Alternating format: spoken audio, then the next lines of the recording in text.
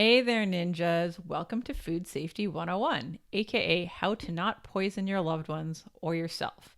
So, I'm teaching this module because I've taught you guys a lot so far, but I really need to address some key safety points. It's my responsibility as your chef instructor to show you how to store and handle food safety. It is so important in a restaurant and it's so important at home because we've all gotten food poisoning and we know how much that sucks. And the only thing that sucks worse than giving yourself food poisoning is giving food poisoning to someone else.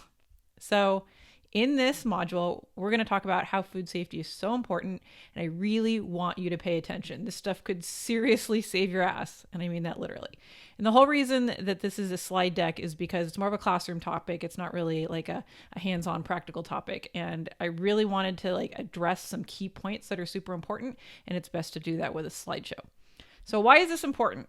Because people can get sick, like very, very, very sick. And also, people throw away a lot of food and they waste a lot of money and a lot of food because they're not exactly sure what the rules of food safety are. And so learning all of this is going to be super helpful in helping you save money and food in the future, which is a major win. So let's get started.